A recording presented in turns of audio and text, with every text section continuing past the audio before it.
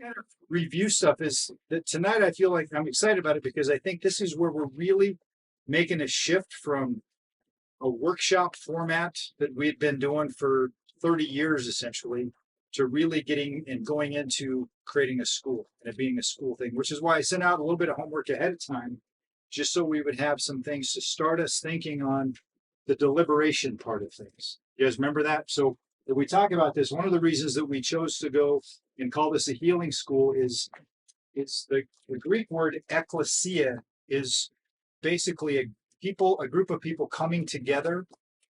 In our situation, a private place because we have to stay private, but for the purpose of deliberating. So if you think about in ancient Athens, where you would get all these philosophers coming together, and they would sit around and they would actually just ask really powerful questions.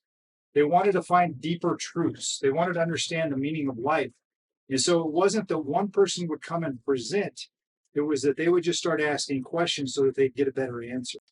And so that's really the direction that we're taking things tonight, is getting into more of the deliberation. Let's have some discussion with this.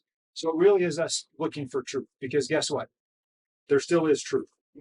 And there is still truth that right now more than ever, I think that we need to not only discover, but then be equipped to disseminate with that as well. So quick review.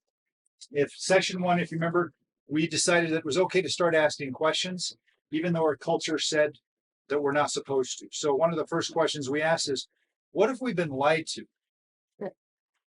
And we discovered that we probably have been lied to a lot about a lot of things going back a lot of years. And that there's been a really kind of an intentional deception that's taken place for a long, long time. So we can ask better questions. What if there's a better truth? What if there's an answer, a solution to a question that we haven't asked yet? So we started asking questions, and then we came across these two cool words, Nidmu and Perisos. Does anybody remember what these bonus points, if you actually remember what Nidmu is? They both come from the same place, the same scripture. To refresh your memory, this is John 10:10. The thief comes only to steal, kill, and destroy, but Jesus comes to give us life and life to the full. So both of these words come from that. Nidmu is actually the word for destroy. And it's interesting is that you start taking and you pull apart the Greek, and one word can mean a lot of different things in English.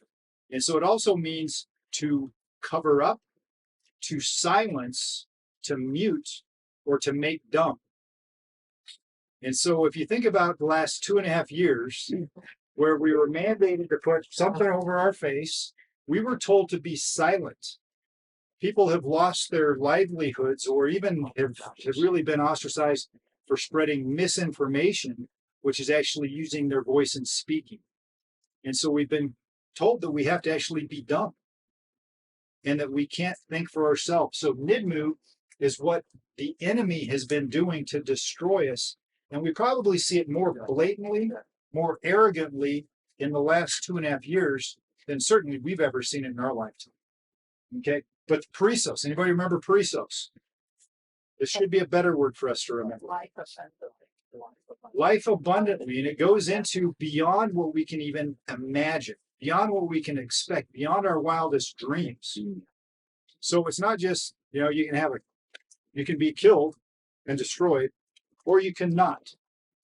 No. You can have, as bad as it can be on this side, it can be even more amazing on the other side. So we're talking the thief and Jesus are as extreme as they can be. All right. So with that is that there was truth that we came across, and we started to talk about that in session 2. Is there absolute truth? Absolutely. Right. Anybody who says that there is no absolute truth, you just ask them, are you absolutely sure of that? Because if they say yes, then guess what? They just contradicted themselves. So with this is that there's good versus evil. And here's what really struck me this last week with the good versus evil part of things is that, again, we see more evil, more blatant, more arrogant right now than we've ever seen, certainly in our lifetime. In that there is just good and just evil. And so if you think about good as being white or pure, evil being black, and over the past several decades, we've been conditioned that Well, so long as it's just not really bad, it's okay. So there was actually a bestseller book that came out, 50 Shades of Grey, right? So guess what? There's all kinds of different in-betweens, bad and good. But if you've got white, what does it take to make gray? One drop. One drop of black. And so all of a sudden you've gone from good to tainted with evil. And so as we've embraced tainting our lives with more and more evil, it's gotten to where it's just overtaken our lives and our world. And so we have to come back and recognize that there are absolutes with this. And we talked about in Revelation, where it even says in chapter 18 that the merchants, the people who have made millions off of the culture, and the nations, which are the leaders, the kings, the rulers, have all been deceived by sorceries. And it's causing this evil empire to actually implode upon itself, which is exciting. It's going to come down. But the word for sorceries is the word pharmakia, which should sound familiar to something that we've seen become, again, more prevalent, more arrogant, especially in the last 2.5 years. More in your face. And guess what? They don't even have to have any research that pretends like it makes any difference. Right now, there's no research that's being done on what's being forced upon our kids anymore because they've gotten so arrogant with that. So we get into session 3, again, getting into the truth of things is this concept of anti-fragility. Anybody remember what this is? What does fragile mean? Breaks. Yeah, delicate, it breaks easy. And so we've kind of been conditioned to think that our life is delicate. That all of our systems, anything in the world is delicate. Our political system, education system, economic system, our health, everything is fragile. Well, here's the truth of it is that we've been conditioned to think that. And in this book, the author says that there's a medical fragilista. So basically there's this group that works on our mind to make us fragile. The more we intervene, the more fragile we become. But the truth of it is that we're the opposite of fragile. And there's not a word in the English language for the opposite of fragile. Right? If we think of something that's not fragile, you're going to think, okay, something that's robust, something that's resilient, something that, is durable. But none of those give us an indication that something actually gets stronger when exposed to stress. So not only do we not break with stress, but we have the potential to become stronger. So what we find is with stress, disorder, randomness, chaos, they actually make us anti-fragile. We become stronger. So we spend our whole lives trying to find the easy button and make life easy for us, and that conditions us to become more fragile. But if we take and we look at challenges of opportunities to grow, then that's where we actually embrace a mindset that says, we're bigger than this. We actually look at an obstacle as an opportunity instead of something that's going to derail us. So again, it's a mindset that gets back into going, no, they're trying to take and remove my identity that says I'm frail. I'm going to tell them that I'm strong. Session 4 was identity theft. This is where the enemy has always come after us. He always comes after our identity. True health starts with knowing our identity. We have to know that we're anti-fragile, that's what we're created because we're created in the image of our Creator, who is the epitome of anti-fragile. And it starts with this. What do we think about ourselves? As a person thinks in their heart, so they are. And if you remember, the image we had of this was a little kitten looking into the mirror and seeing a mighty lion. And so our mindset, how do we picture ourselves? Do we see ourselves as fragile? Or do we see ourselves as anti-fragile? Do we see ourselves as needing a vaccine? Or do we see ourselves as getting stronger when we get exposed to germs? It all comes back to identity mindset. Last session, we talked about the keys to ease. And the word, the Greek word we found, kleis, is actually the keys of the kingdom. So when we were put here on this earth, we were given dominion. And guess what? We decided to serve the wrong master and we gave away our dominion. But Jesus came to give us perissos. And when he did, he took back the keys. All authority has been taken back by him, which means the enemy has how much authority? None. None. And he's given us the keys to the kingdom. So right now we're like janitors. We're walking around with this little belt thing that has all these keys dangling on it, but we don't really know how to use them or what to use them for.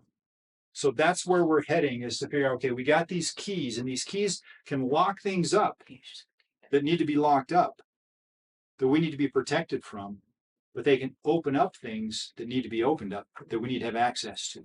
So keys can do two things for us. We talked about it when it comes to our health, is that there's two different ways to approach it. And one is going to be focused on suppressing symptoms that show up, right? Breaking a fever, taking a painkiller when you've got pain, doing anything to interfere with a symptom because symptoms are bad, right? Or there's this concept of expression, which is that as we are created to be anti-fragile, that our bodies are made to be self-healing, self-adapting, and self-regulating, and that they actually express health oftentimes by symptoms, and that's the body's response to healing. So all of these come back to, this is what we're learning to understand about health. So this week I sent out an assignment for us to figure out what health means. So I've got some definitions I'm going to read and write down. And if there's any key points that you want Jen to write down, be sure to let us know. This one right here, what health means to me, not being in pain. What do you think about that? Can you be in pain and be healthy? Yes. Can you not be in pain and not be healthy? Yes. Yeah, so if we take a look, for instance, at cancer, by the time symptoms show up with cancer, the average person has 3 weeks to live. So you can be without a symptom and you can be really, really sick, right? You can actually be really healthy and drop a brick on your toe, and now you're in pain. And we're grateful because we got signals that are telling us that something just happened to our toe, and it's giving us that awareness, right? So this one I'd have to say probably not the best answer, but guess what? That's what drives our economy. That's what drives us to run to the medicine cabinet or run to the pharmacy or run to the doctor, is pain. And if we can get the pain to go away or the symptom to go away, we feel like we're healthy. That's the whole concept of suppression. All right. Here's one. It means living fully alive. The best way that I can be physical and have the strength to accomplish everything that I need to do. So what do you think about that? Fully alive. That's good. That's a great one, huh? That's good. Okay, here's somebody that says no drugs, no surgery, happiness, and attitude. Yeah, I think that's a great one, right? Because guess what? Oftentimes we think that if our medication is controlling our symptoms, now we're healthy. And we've actually given credit to the medication for being part of that health process. Another person wrote management, quality of life, and actually struggle to be healthy. What do you think about that? I think lifestyle, right? Part of it is that health is really a lifestyle. And with that, I've shared this with people a lot of times, that it's really a lifestyle of faith. Because if we can't determine whether or not we're healthy by the presence or absence of symptoms, then how do we know? Position in all things so you can grow. And health isn't just your physical health. It's mental and spiritual, all the parts. Yeah. And it's a lifelong challenge to balance, to learn that you're working on balancing those out, because none of us are going to be perfect 100% of the time. So is that what are you saying? You said that you're kind of embracing the opposition, embracing that as a challenge to expand your growth? It's part of my life. Yeah. If we don't have any pressure, we don't have any growth, right? Right. Yeah, we have to have some resistance. Jesus had pain. Yeah. Physical pain.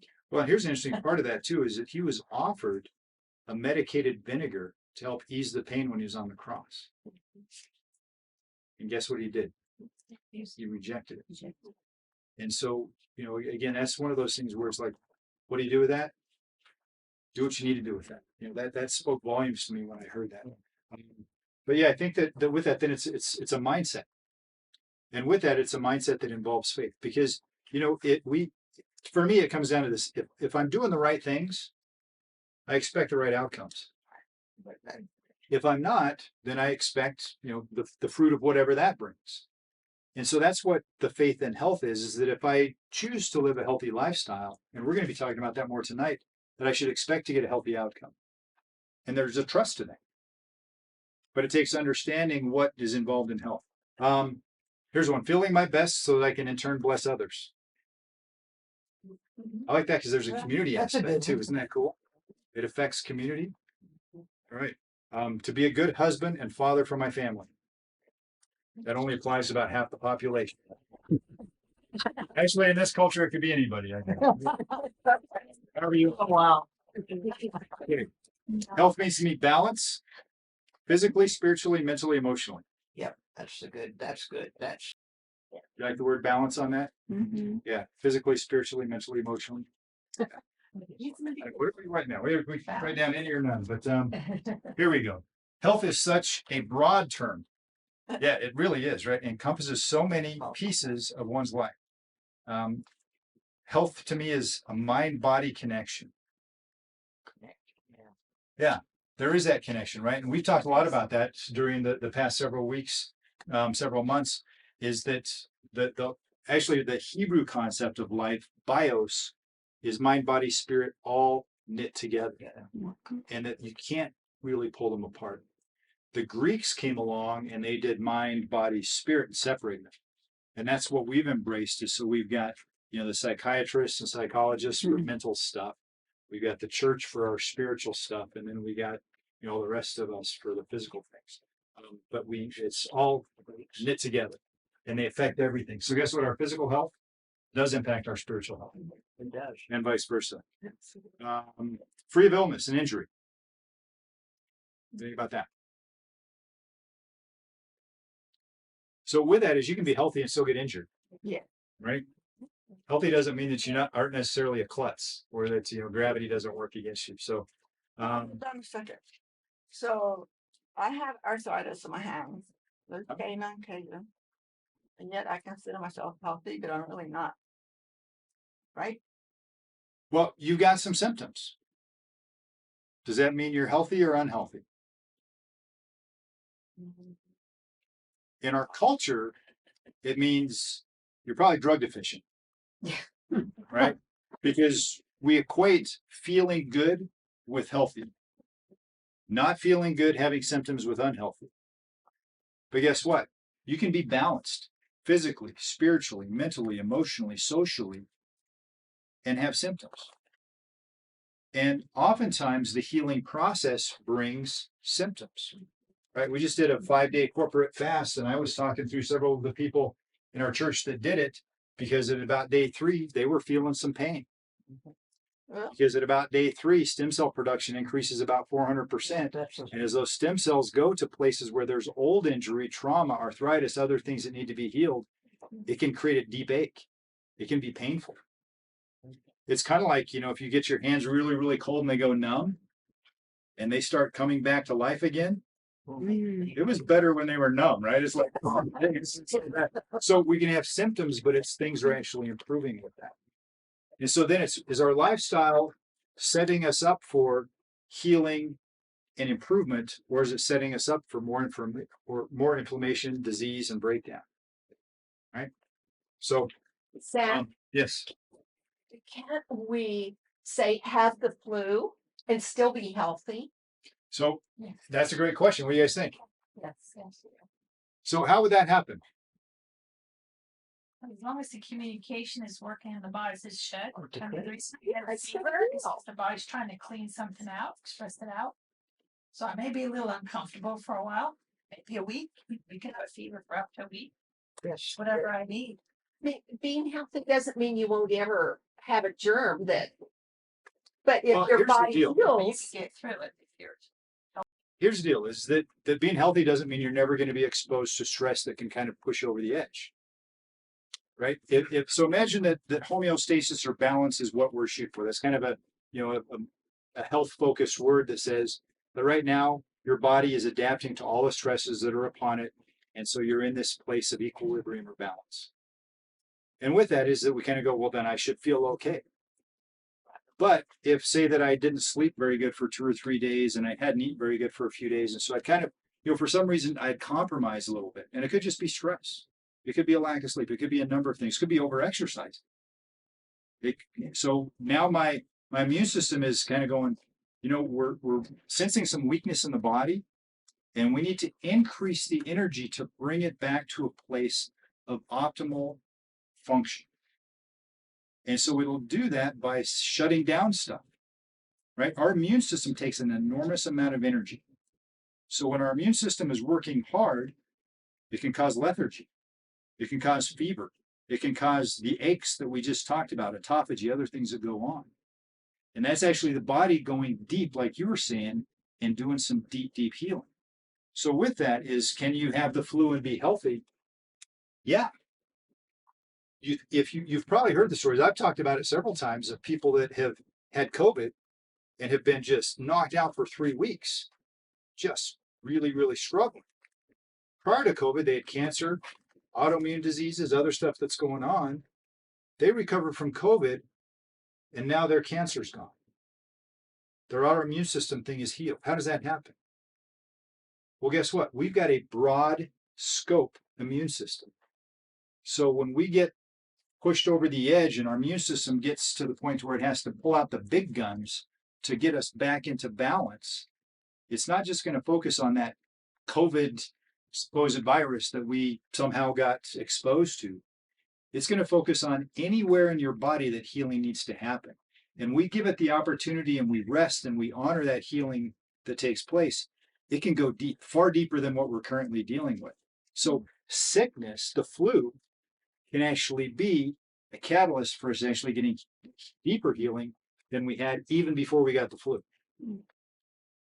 I mean, it really, when we start thinking about what our body's capable of, it's hard not to get excited about, I spent times, I've shared this story, laying in my bed with jet lag after coming back from a trip to Uzbekistan. My tonsils swollen shut, so they were touching each other. I couldn't drink water for 24 hours. Laying, looking up at the ceiling, it hurt. One of those, how it hurts really, really bad just to swallow, and just going, God, thank you that my body is made to heal, and that right now it's doing everything that it needs to do for full recovery. And that mindset changes everything. Instead of woe is me, just give me a medicine, I need to sleep, and this kind of stuff. It's, am I fragile or am I anti-fragile? And it takes coming back to this identity of what's inside of us, who breathes life into us, that gets us into that place. Definition L, sense of well-being.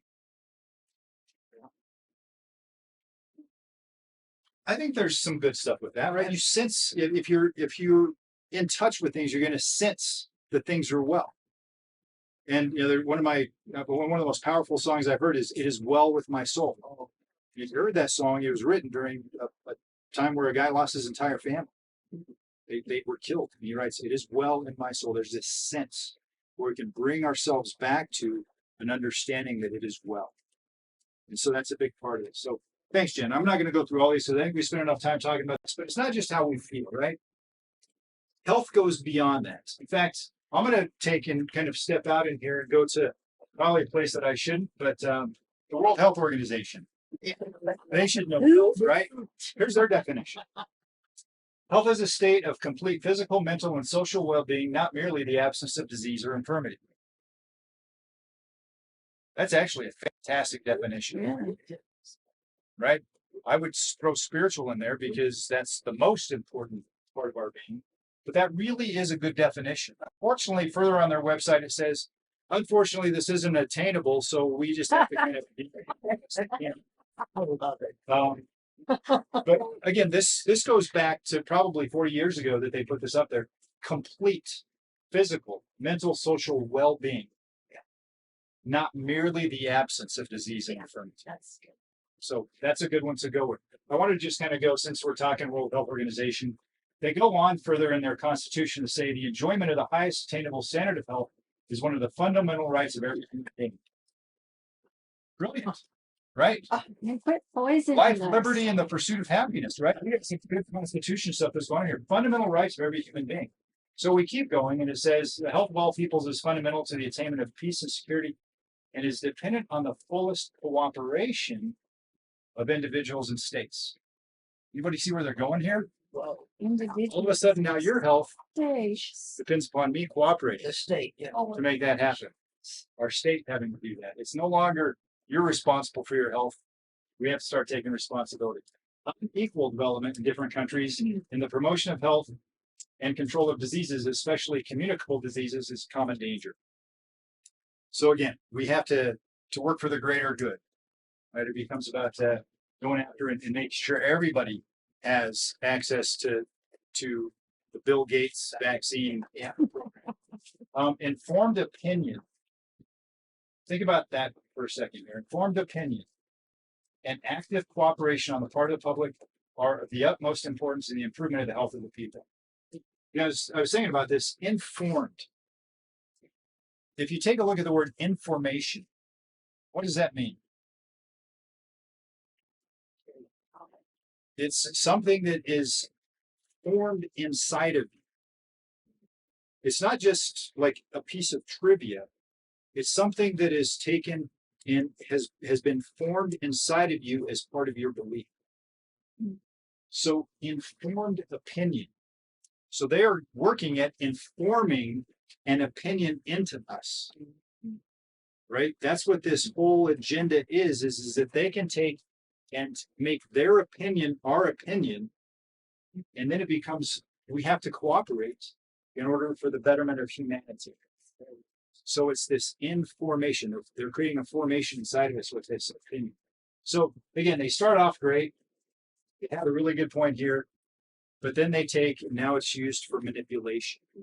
And we'll talk about what manipulation is all about in a second. So let's take, remember we talked about in week 1 that the ultimate truer than true is going to be the Bible. Yes. That Jordan Peterson, who was a declared atheist, incredible philosopher. This guy's a deep thinker. If you listen to him, I pull muscles in my brain listening to him because he's just so brilliant. But guess what? He's no longer an atheist. Because as he dug into the Bible to really try to disprove things, he said, the Bible isn't true. The Bible is truer than true. And it really is what all things for truth should be based on. And so according to the Bible, that's a good place for us to go to. I looked up healing. What are words in Greek and Hebrew for healing? Shalom is probably up there as one of my favorite all-time words. Safe, well, happy, friendly, welfare, like health, prosperity, peace, fair, favor, friend, great, good, health, perfect, such as be at peace, prosper, rest, holy. This is a good word. This is how Jewish people greet each other. Shalom. That's a little better than hey. This is Yeah. So what's interesting though is safe is part of this. Well, happy, it's provision, it's prosperity. This is kind of like perissos. This is one of those really, really good words. Marpe. This is curative. So this is going to be something where health is lost, but there's an answer or solution to it. There's a cure. And look at this. Deliverance. That's going to take in maybe irritated Americans, especially a little bit, right? Because deliverance means what's involved in probably some of your health issues. Yeah. Maybe a spiritual thing that's going on. That's what it is. We can't call that though, can we? That wouldn't be it. That'd make people feel uncomfortable. That would be like, we can't call somebody a pedophile anymore. We have to call them a minor attracted person because pedophile people take it as offensive. Right? And this is the world we're in. But guess what? Deliverance. Because physical, mental, social, spiritual well-being. And we know the spirit, there is a thief that comes to steal, kill, and destroy. And he'll do it. Healing, remedy, sound, wholesome. I love the wholesome. I love the holy. I love that it's complete. Rarita is restoring to soundness, wholeness, health, perfected. This is great because guess what? It's not just feeling better. Restored to health, perfected. Soteria, rescue or safety. Look, it's rescue. So there's a saving component to this that goes on, physically or morally. Again, deliver. Health, salvation, save, saving. So now we're kind of seeing a shift, right? It's not just well-being, but there's something where we were kind of in a place where maybe unsafe, maybe in a place of desperation, maybe a place where we were lost, and there's a salvation taking place. Sozo, to save, again. Part of being healthy is to actually be rescued, to deliver, to protect, heal, preserve, save, do well, be, or to make whole. Fujia, is to have sound health, to be well, to be uncorrupt. So there's a purity that comes with that as well. And if we're talking mind, body, spirit, purity of mind, purity of thoughts, purity of spirit, purity of body, not toxic. True in doctrine, be in health, be safe and sound, to be wholesome. This is great. This is health.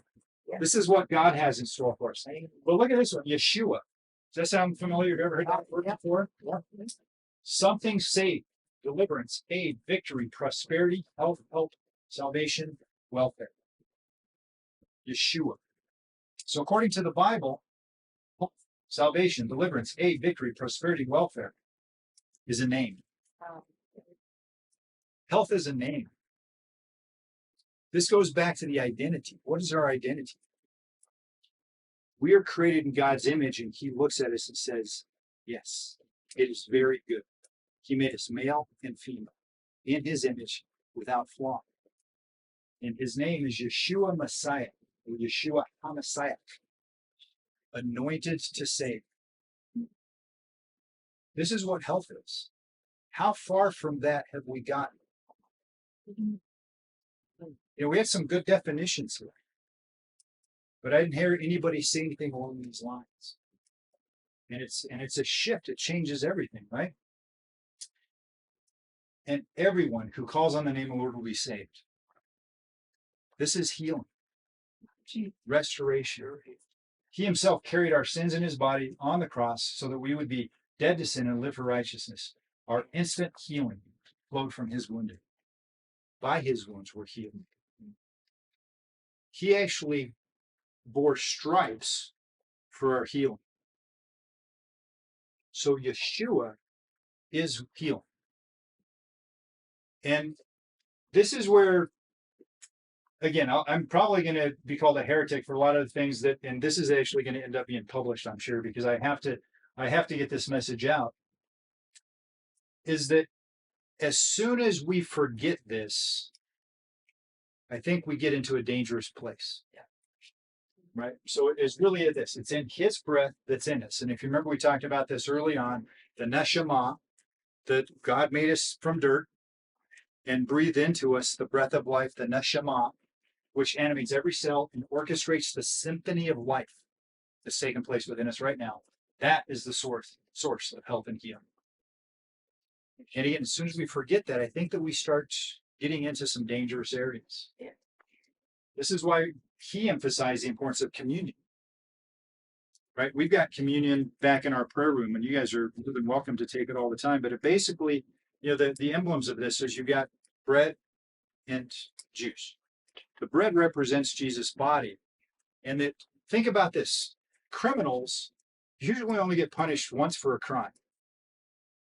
Jesus didn't have a crime. He didn't commit a crime, but He got punished twice. Right? You either got whipped within one whipping of your death, the 40 minus 1, or you got crucifixion.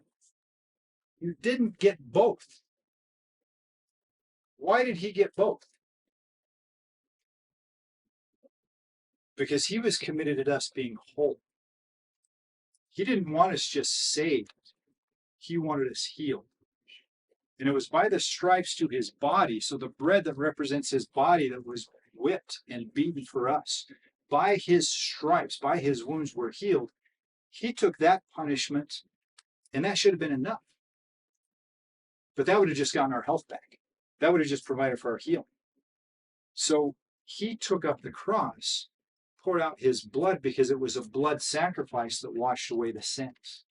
That's why they had to do the bulls every year, the lambs every year. They had to have the atoning sacrifice for the sins. He did it once and for all. So that's why when we look at health from a biblical perspective, it's healing and it's salvation. It's in both of those. And we need to remember this, because guess what's going on 24/7, 365. There's a thief that's trying to steal, kill, and destroy. And if he can get into our head and get us to forget these things, then we lose what's been made available to us. So we have to remember, Jesus said, do this. Whenever you come together, do this to remember me. Do this to not forget. We've been doing it every day. And I would encourage you guys to do that because this is the importance of that. We don't want to forget. Because here's what happens. This is in Galatians. It says the behavior of the self-life is obvious. This is where we forget that we've been saved, that we've been delivered, that we've been set free. We get focused on ourselves and our own desires, our flesh, and sexual immorality, lustful thoughts, pornography, chasing after things or solutions instead of God, which is idolatry. Manipulating others. This would be me giving you something to make you get the response I wanted, right? Manipulation is me taking and getting you to do what I want. If I give you a medication, or if I give you a nutraceutical, if I give you an essential oil, or if I give you, whatever, I speak a curse on you, or whatever, to get it to do what I want it to do, that's manipulating others. That's pharmakia, witchcraft, and sorcery. And it goes on to say, haven't I already warned you that those who use their freedom for these things will not inherit the kingdom realm of God? So the enemy is trying to make us forget that we've got Yeshua. We've got healing and salvation. As a result of that, we end up looking for solutions everywhere. So think about this.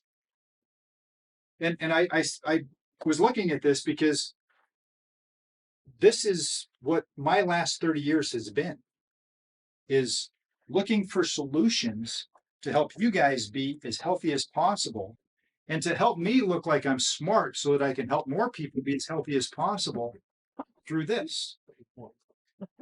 And so, you look at these guys, they're highlighted because I've read these things and they've got some good stuff in. They have some good lifestyle ideas. They have some good truths. But guess what they've revealed to me more than anything? Is the truth of this. And that this is where health comes from. You know what? When I put more confidence in that than I do in this, that's idolatry. And so, I was even having a conversation with my mom earlier this week, and she said, are you familiar with this protocol for parathyroid disease? And it's like, no. Because you know what? I don't want to get caught up in trying to fix that. I want to take and plug people into their Yeshua, into the sozo, into the shalom, into the healing that they have. Because guess what? If they can take and embrace that, then they can actually receive the true healing that's necessary. And from there, we can figure out how do we steward that. But it's not us trying to fix what already has been fixed, because it's already been done once and for all. We just have to be receptive to it. Exodus 15:26, saying, if you will diligently hearken to the voice of the Lord your God, and will do what is right in his sight, and will listen to and obey his commandments, and keep all of his statutes, I will put none of the diseases upon you which I brought upon the Egyptians, for I am the Lord who heals you. That's what we read last week. A couple things here, right? We talked about health being a lifestyle. And it says in here that if you follow this lifestyle, that I won't put upon you the diseases of the Egyptians. You guys realize that Egyptians, they did a lot of cool stuff. They preserved things. They did all the mummification and they preserved things. So we were able to find stuff archaeological with their culture that we'd never seen any other time. And guess what we found with the Egyptians? Degenerative disease. Prior to that, most people would die from old age or maybe from infectious disease. The Greeks, the Egyptians, they were having heart disease, cancer, diabetes. These things were actually lifestyle causes that we hadn't seen before. Guess what we deal with here in this country? People don't die of infectious disease. You realize that not one healthy person died from COVID? Right? Not one healthy person. No, I'm not. The average person had 4 comorbidities. Actually, more than 75% of the people that died with a COVID diagnosis had 4 or more comorbidities, 4 or more diseases, chronic diseases going on. They didn't die from COVID. They died because they had chronic disease and their body just couldn't get the immune system up to take over stuff. So with that is that if we take and we look at lifestyle, and so we're going to be digging into this. I was looking into kind of the lifestyle that was presented in the Bible. And so if you've read Leviticus, God bless you. It's a book of biblical laws, and it talks about what's clean and unclean. It talks about, what kind of activities we do that make us unclean and how we can make ourselves clean again. So it talks about hygiene. It talks about sanitation. It talks about diet. It talks about all of these things. And for a lot of people, it was just biblical laws, rules to follow, right? Because that's what religion's all about, is just follow the rules. But here's this guy Douglas, who has a website, Tomorrow's World, said, well, some scholars assert that the biblical laws, which are going to be, in chapters 11 through 20 Leviticus, were not given for reasons of health. The spiritual and hygienic reasons for the laws may still be affirmed. Right. So even though you got some scholars that say, yeah, really, it wasn't about health, you look back on it now and you understand by reading these things, how those things were actually pretty valuable. They're remarkably valuable in the area of public health. These laws protected Israel from bad diet, dangerous vermin, and communicable diseases. Yeah. They were rule of thumb laws that God gave in his wisdom to a people who could not know the reason for the provision. Thus, the idea that these biblical laws are outdated and old-fashioned and have nothing to do with health is simply nonsense. There's a reason for that. One of the best, probably the best nutrition book I've ever read, and I don't have it because I've had at least 6 copies that have gone home with other people, which is great, is called The Maker's Diet. And Jordan Rubin, who wrote it, went through all kinds of health challenges himself and went back to the Bible and the biblical guidelines for nutrition, but also for hygiene and for just living in general. And his health, he went from not knowing if he was going to wake up the next day. I've met him. I've lectured with him before. I've done some workshops with him, and he's my size, same height, same weight. I think we're close to the same age. He was down to like 98 pounds and was on death's door.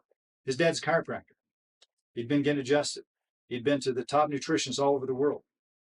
And it was when he went back to this that he got his health back. And so with that is that they're not just a bunch of rules. There's wisdom in there. He goes through and shows why clean foods were clean and unclean foods were unclean. That there's scientific reasons for that. According to the Bible, the author of the biblical health laws was not Moses, but God himself. We probably ought to listen to what he has to say, right? So with that is I wanted to just kind of leave with a couple of thoughts. And there's a book, I hope I have it up here or not. I'm going to run and grab it because it was one that we're going through as a staff at our church. And it brought up a couple of good questions. So let me go back to this. Anybody ever hear the story about the guy that was paralyzed for 38 years that was sitting around the pool, this place called Bethesda? And essentially what happened was if the spirit would stir up the water, the first person that could get into the water would be healed. This guy had been there for 38 years. That's bad luck, right? That's like, dang, he's slow. He's not getting there. Jesus walks up to him and says, do you want to be well? And that's kind of a dumb question, don't you think? Yeah, that's what she said.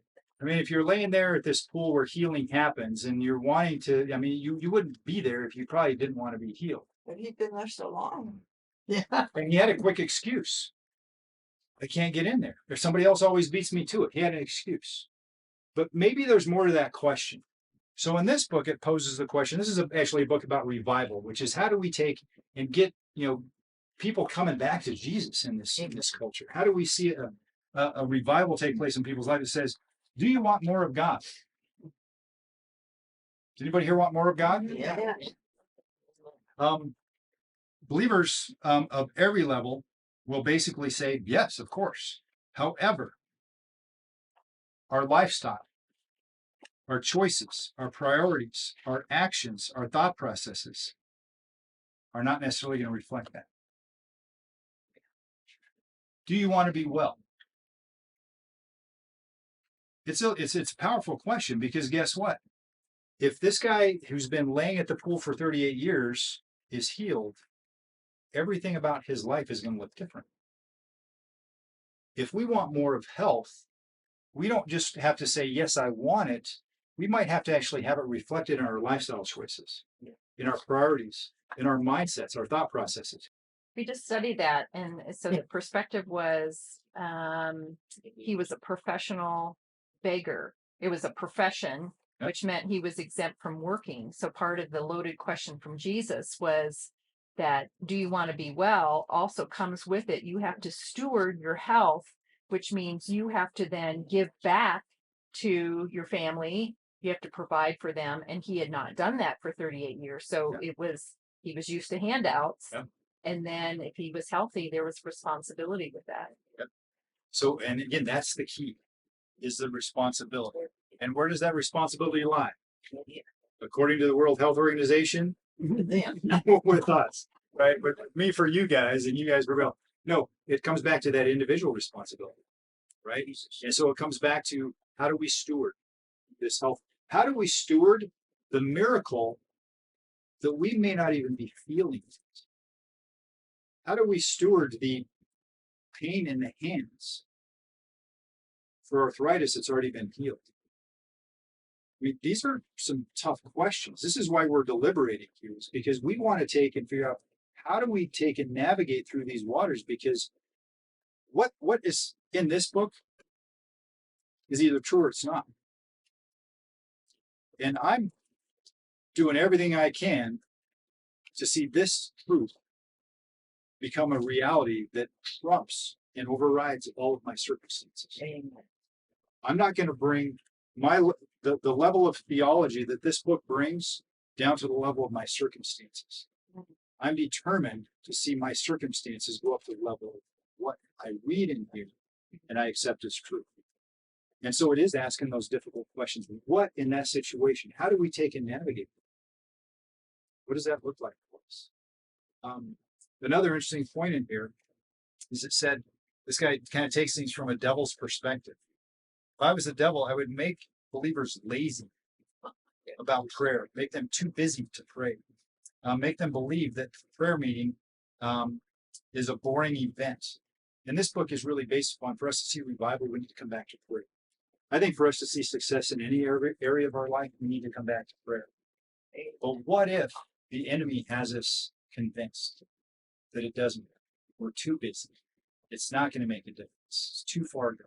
The world is going to hell. It's just get us off this planet. So what if he's got us convinced we're throwing in the towel when we're at the moment for the greatest victory ever in the history of humanity? And we can embrace that. So with that said, that's our next step from this, is to continue to dig into this. And I would encourage you, for how long have we been doing Wednesday prayer here? Probably 4 years or so.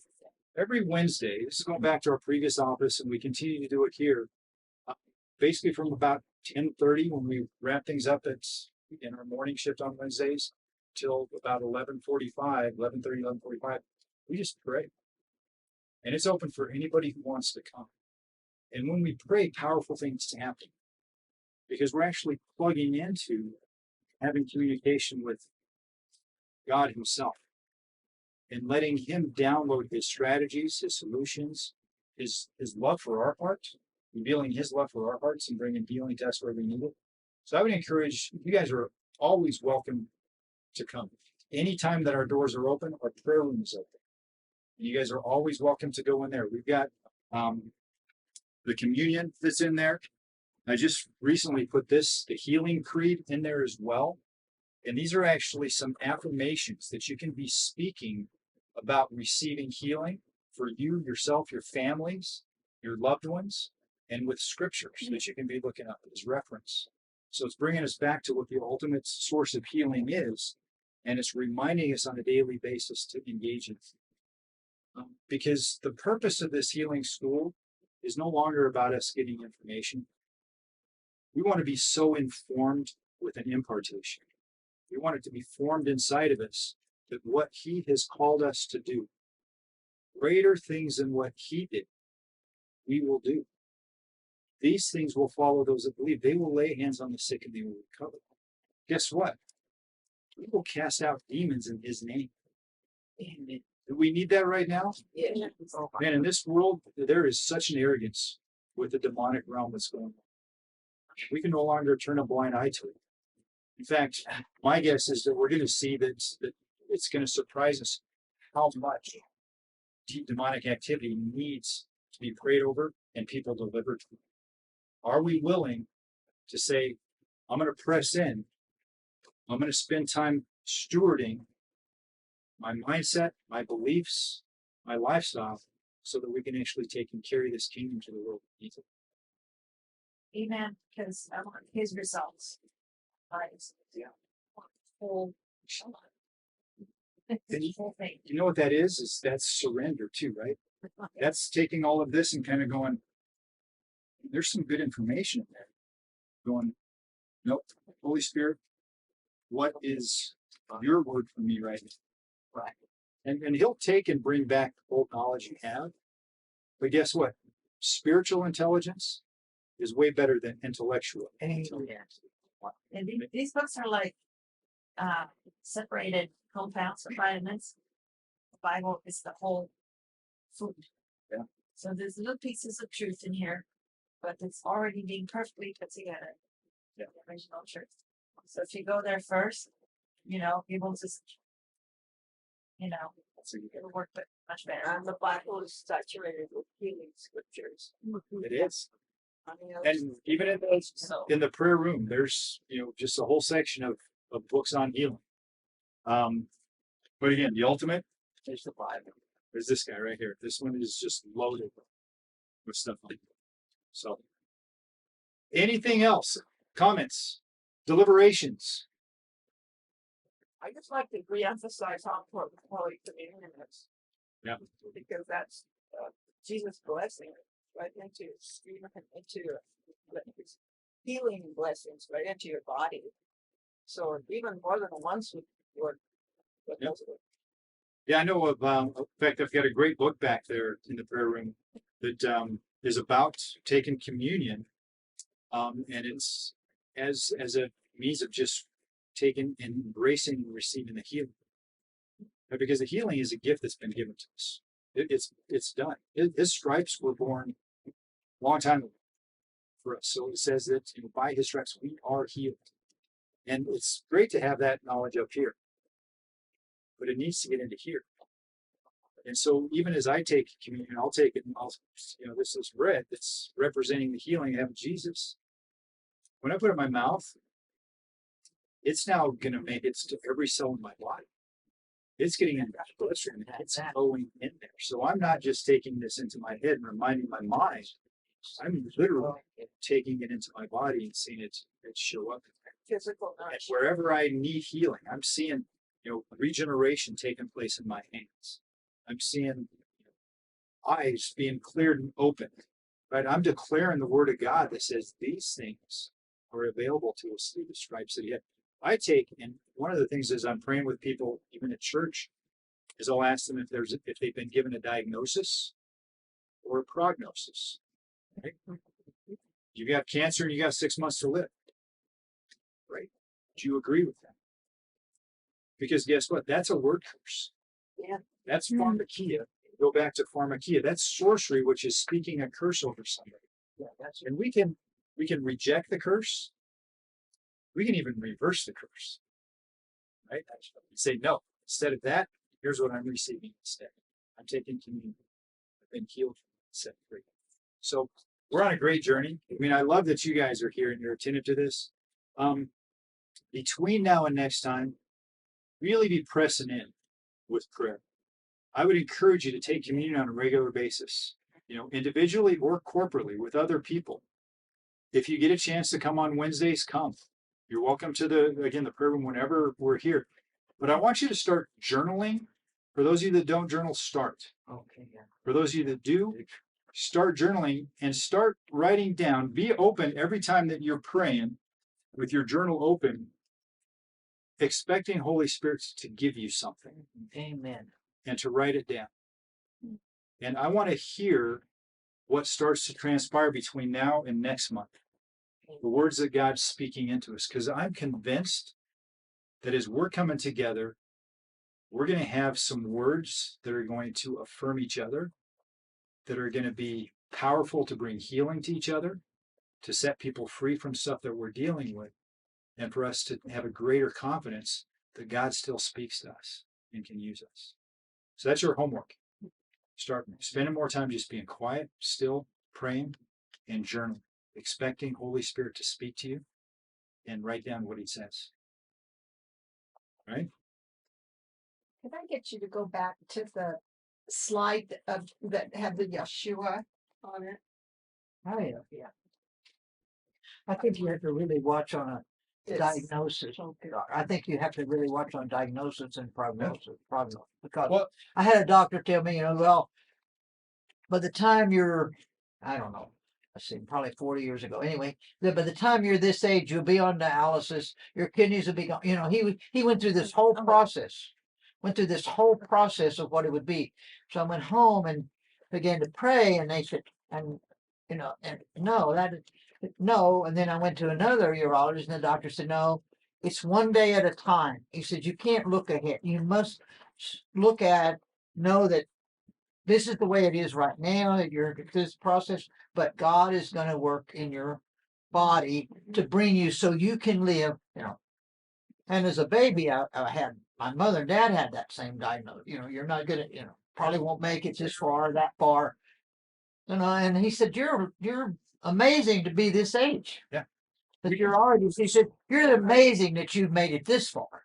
Yeah. And that was Guess a long what? time ago. Exactly. And he said, your body tells you, and and you have to do, you listen to your body, listen to the Lord, and live one day at a time. And that's, Yeah. Amazing. So it's what do you do with that word that's spoken? Because if you hit on that prognosis, he said, you can't do that. You can't. But how many people do? Oh, they do. Yeah. You got One of 6 my months, you favorite- got everything in order. A while back, one of my favorite commercials was Tim Tebow commercial. And I don't know if you know a lot about his story, but his mom was actually told to abort him. Right. Yes. She was pregnant with him. But in this commercial, it talks about, they said I'd never win a Heisman Trophy. And it shows him with his Heisman Trophy. He said I'd never win a national championship. I'd never do this and never do that. And he goes, thank you. And so it's that whole thing. When as soon as somebody says, here's the limitation I'm speaking into you, we can agree with it. Or we say, well, hell no. No, I'm not agreeing. Do that. I'm taking that to the other extreme. And so it comes back as to what's our identity. And our identity is that we are more than conquerors through Christ, right? So that's it. Okay. Next month, I want to hear some awesome stories and stuff that you get between now and then. Shoot it to us. We're a community now, so we can start having that conversation together with each other. Okay, love you guys. Thank Oh, you.